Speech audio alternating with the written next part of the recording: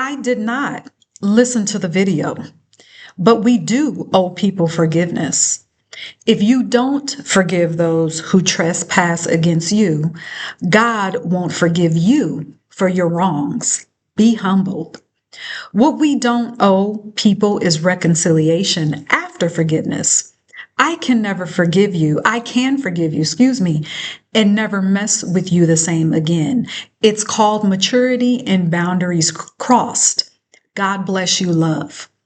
That is a comment, one of the comments that I received from a viewer. Well, in this case, she was not a viewer because she said first that she did not watch the video, but it was one of the comments that I received from the very brief series that I did about how forgiveness and the uncompromising, non-negotiable, dogmatic idea of how, as a religious individual, that you are to forgive, how that has been limiting for Black women. I did a 2-part series on that, and that's just one of the comments that I received. And that's what I'm going to base this episode on, along with another comment that I'll get to as we go deeper into this episode. So let's keep going. Now, I knew that when I started to make it extremely clear, very, very clear in my descriptions of the episodes, the titles of the episode, that my content is specifically for Black women navigating their lives after religion, after their religious experience, reconnecting with their true authenticity, with their true power as the original woman. I knew that there would be people that would be in their feelings about that, okay? And I also knew that when I did that very brief series on why Black women do not have the obligation to forgive, and how that non-negotiable religious idea of forgiving has not been beneficial to Black women, would also ruffle the same amount of feathers, okay? So I had this entire comment, okay, from someone who admitted to not watching either one of those videos, but chose to comment based on a video title in a very religious-like manner.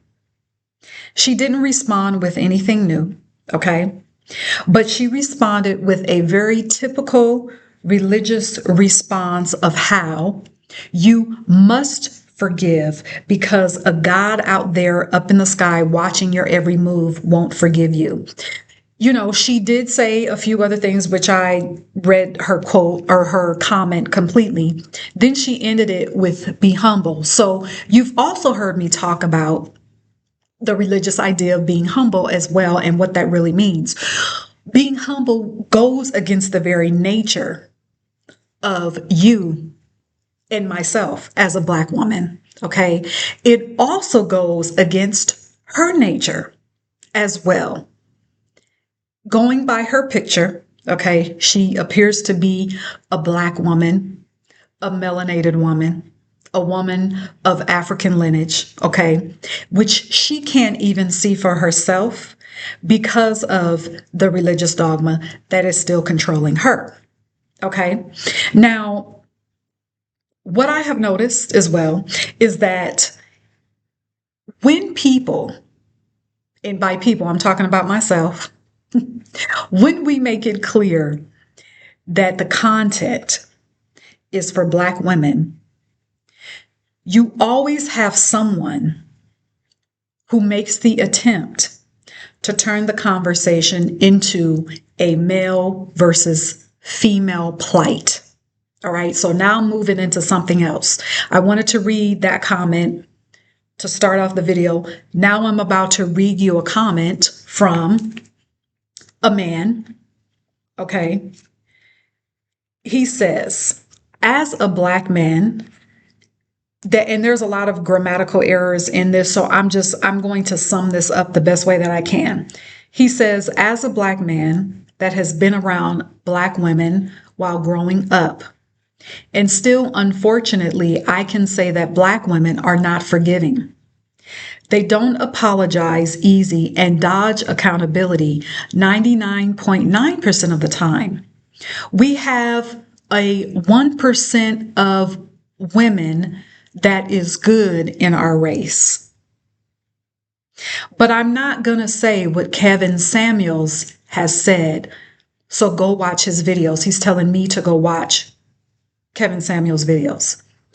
I'm so glad he was able to say what I've been saying in a louder way and wrapped it up very well.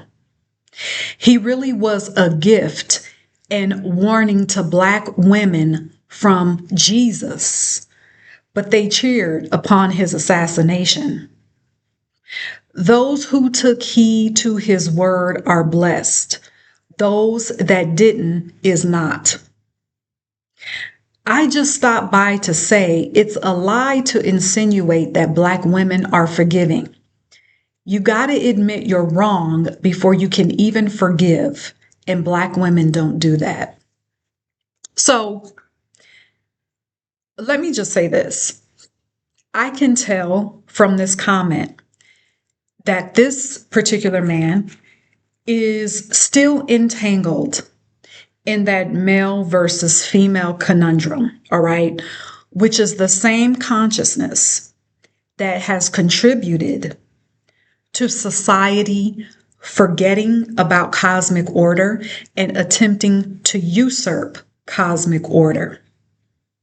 That is the nature. The reason why I'm bringing up cosmic order is because that is the very nature of the Black woman, of the melanated woman, of the original woman. It was not about female over male or male over female. It was about the divine feminine and the cosmic order that the divine woman carries.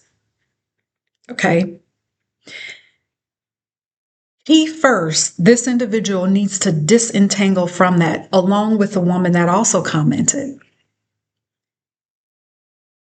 He needs to watch the video again to even see the bigger picture. If he can do that, if his consciousness will allow him to see the bigger picture. Because of his entanglement in that male versus female consciousness, in that consciousness, he has allowed his masculine energy, which is also supposed to be divine, okay, to get buried underneath unhealed experiences, okay? Because of that, this man has attached himself to someone and an ideology that allows him to stay attached to his unhealed experiences instead of stepping forward. Okay, and this is clear to me because he states that this Kevin Samuels said the things that he could not say. Now, here are a few of my thoughts on Kevin Samuels. I had not heard of a Kevin Samuels until he was dead. All right. I noticed several clips of his videos that, floated around the internets for quite some time. I saw some of his clips. None of those clips influenced me or motivated me or made me think, oh, let me just go and watch his full videos. Okay. None of those clips influenced me to do that. All right. What I will say, the thoughts of what he said in his videos, his message in his videos, it seemed to render very mixed feelings and emotions from men and women. All right. So honestly, I can't say much about the man, Kevin Samuels. But what I will say is this. Now, this is going back to the gentleman's comment. When you have to depend on someone else to be your mouthpiece, That is indicative of an unhealed individual, all right? When you are healed, you can view things from all sides in all aspects. You can have a wide perspective, global perspective, so to speak, about what you experience and the way that you felt, all right? This, in order to do this, in order to expand your thinking, to expand your view, it keeps you from latching on to stories and messages being spoken by another person that only agrees with the unhealed part of you, all right? When you're unhealed, it's easy for you to attach yourself to ideologies that feed your self-imposed limitations, okay? Also, when you are unhealed, you are more apt to make very extreme statements. All right. So, for example, one of this gentleman's extreme statements that he put in the comment is that he's saying 99.9%, based on his experience growing up with Black women, 99.9% don't forgive, only 1% are good. Based on his experience, those are very extreme percentages that he gives based on his experience. That's also indicative of someone who is unhealed. All right. Also, what I noticed in this individual's comment is the low rate, low vibe, low frequency, very basic, very childish male versus female conversation. This low rate, low vibe, low frequency, very basic male versus female plight. So going back thousands of years, the original woman, the Black woman, the melanated woman was revered and respected for her essence and her cosmic authority. It was through the divine feminine, the cosmic order, that influenced the harmony of the divine masculine and the divine feminine energy. Males were the first to become jealous of that authority, and then shit went downhill from there. Okay? So when I speak to Black women, I am speaking in a way to guide Black women to reconnect with their cosmic authority, to remind them not to shrink under the guise of forgive your trespassers so that a God will forgive you. Let me read you something. And I'm going to read you, I've been reading from this in the past few episodes. It's Mami Wata, the African Ancient Gods and Goddesses Unveiled. This is volume 2, written by Mama Zagbe. I'm reading from page 628. And this says this. It says, in ancient Turkey, the Styx, it's spelled Styx. I don't know if it's Styx or Styx, was known during pre-Grecian times as the Hate River. An age-old Mami tradition where priestesses would go and spew hatred towards an enemy or demand revenge, not pray for, not beg, not ask for, demand revenge or redress for a moral crime committed against someone. It is also this same sacred river, the Styx, in ancient Turkey, from which Mami, the goddess of barley, also known as Black Demeter, would send her serpents to protect and guard her priestesses during important ceremonies. Does that sound like the nature of a woman who has an obligation to forgive, who has an obligation to turn the other cheek, who has an obligation to just send love and light.